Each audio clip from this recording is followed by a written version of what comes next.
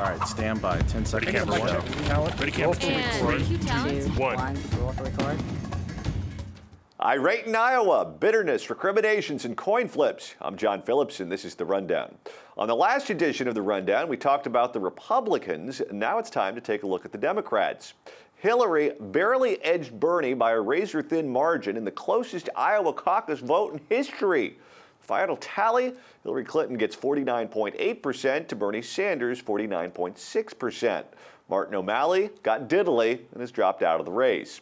If we're counting delegates, Hillary gets 26, while Bernie gets 21, and Bernie supporters are bitter. His campaign is questioning shenanigans and confusion at polling places, and his campaign manager, Jeff Weaver, says, quote, "We're not likely to ever know what the actual result was," end quote. There's also a coin flipping controversy. In Iowa, when candidates are tied for a delegate, they award it with a flip of a coin. Numerous sources reported that of 6 coin flips, Hillary Clinton won every single time. The Clinton campaign and the Iowa Democratic Party disputes that, claiming that Sanders actually won more coin flips than Clinton, but they also say they don't bother to keep official records of any of the coin flips, so just trust us on that one. All of which has Bernie's mostly young supporters who aren't old enough to know that socialism is a bad idea putting on their tinfoil hats. Is Hillary's narrow win over Sanders a victory for her, or is she alienating the enthusiastic young Democrats she'll need in the general election? Joining me to talk about all the controversy is author and political satirist Scott Ott in Dallas, Texas, and stand-up comic and PJTV contributor Stephen Cruiser joins me in studio. So Cruiser, Hillary Clinton began this campaign with all the endorsements, all the money, a brand name, a woman who has campaigned before in Iowa back in 2008 when she ran for the presidency the first time, and was darn near beaten by a guy who Politico, and I love this description, described as a man who looks like a physicist caught in a wind tunnel. How did this happen? Once again, I'll reiterate, she is the worst candidate in history. Okay, she's an awful candidate. Always has been, always will be. The more she's exposed to the public, the less the public likes her. She's been out there for a few months now. The other thing is that Bernie has this je ne sais quoi about him that makes you like watching him even if you don't agree with him, because he's got the whole Irwin Corey thing going, and he's out there and he's, wow, he's this mad professor sort of thing. And the young kids, I mean, you got to feel for the young liberals. They don't have a young person other than Martin O'Malley to go to, and Martin O'Malley, you know, he was boring, bland, and they couldn't latch on to him. So the young kids are going for the crazy grandpa, and this is happening because Hillary can't do anything to energize a crowd. She can energize the old school supporters who are afraid of her, but she can't energize an audience, and he's their one option for energizing an audience. And he's brilliant at it. He gets out there, he rants and raves, and the Koch brothers, the oligarchy, and, you know, and they're all, I don't know what that means, but I want it gone. So it's just a matter of personality here. It's a clash of personalities, and one of the candidates doesn't have one. Scott, was this campaign anything other than an unmitigated disaster for Hillary? No, I think that's a good way of describing it. I mean, think about it. You've got the most powerful political machine that has probably ever existed in the history of the Republic, and you go up against a guy who is barely electable in his home state, and nobody had ever heard of this guy 10 months ago. And you had like a 60-point lead at the beginning of the race, and now it's 0.2%. I'll tell you, and I hate to constantly bring up my own personal experience, but in one of my races for county executive, the margin was less than 2%, and we did a recount. So when you're talking 0.2%, I think that there is legitimate grounds not only for some sort of recount, although I don't know if it's possible with the sloppy paper balloting process that's observed in these caucuses, but at the very least, I think Bernie can proclaim victory, in a sense, in Iowa. The fact that he has put such a scare into the Clinton machine is practically miraculous. Does the fact that Hillary won so many of those delegates based on coin flips add to the Bernie narrative that the party elites, the rich people that fund the Democratic Party, and the players that have been in elected office for years and years and years have put the fix in on him, and they are absolutely out to screw him over? Most definitely. You couldn't be more so. unless Debbie Wasserman Schultz had done each of the coin flips. Had she been traveling around, that would be the only way it would make it seem more so. And I got to hand it to the Democrats. I didn't think they could find a way to further denigrate the electoral process in ways they've done in the past, and now they've got coin flips in there. It's just next thing they're going to go with telepathy. Well, I think he wants to vote for Hillary Clinton. I mean, just when I think that they can't be more disrespectful of the process, they find a new way. So kudos to them.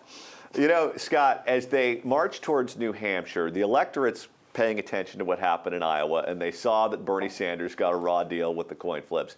Do you think now the margin of victory, assuming that Bernie, in fact, wins in New Hampshire, as the polls are indicated, do you think he's going to run up the score now because people are so upset at how he was treated in Iowa?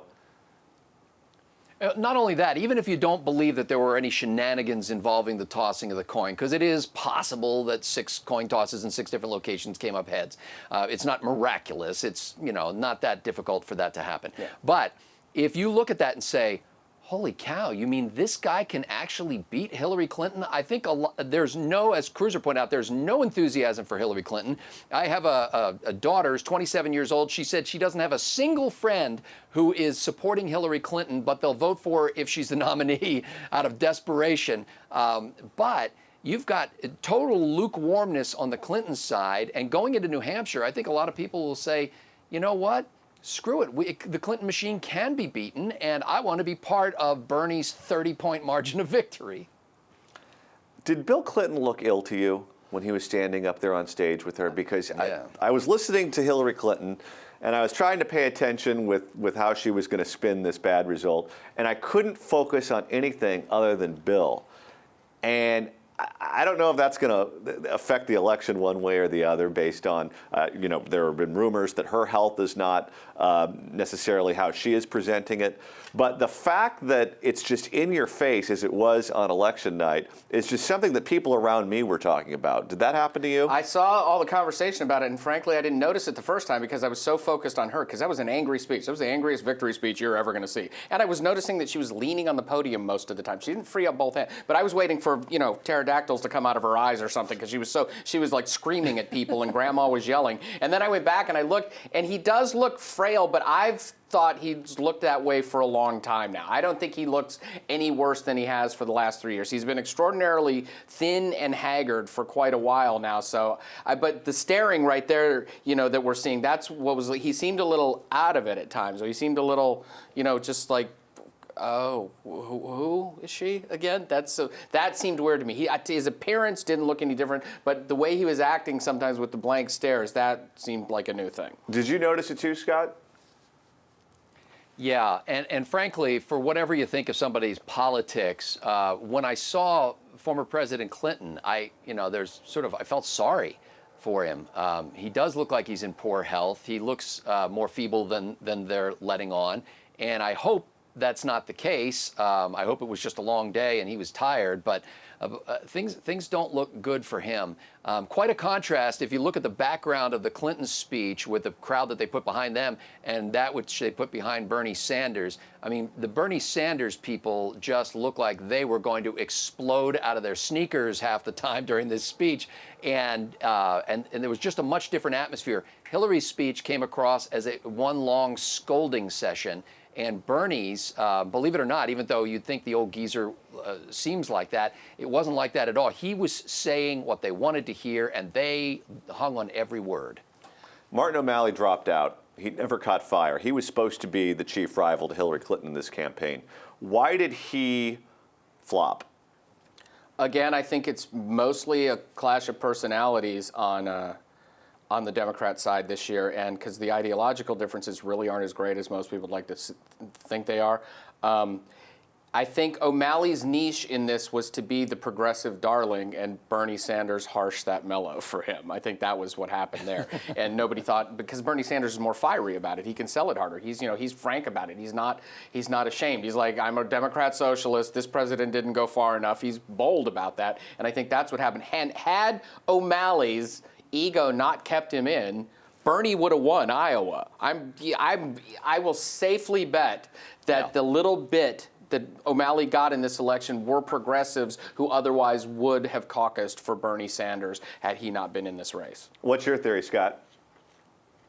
Yeah, absolutely. And it's always been a stunning, I think, missed opportunity to the Democrats, to me, that Martin O'Malley didn't become more than he did. I mean, he seems to me to have it all. He speaks well, and I don't think he's entirely unenthusiastic. People like him. He's handsome. He's ripped. He plays the guitar, and he's a mayor and a governor who's actually done something. And I think that just goes to show you what's happened to the primary group of Democrats, those who participate in caucuses and primaries, the most hardcore Democrats, is they're much more susceptible to a story that says, I dream a dream for the future for you, than a story that says, I have actually done things.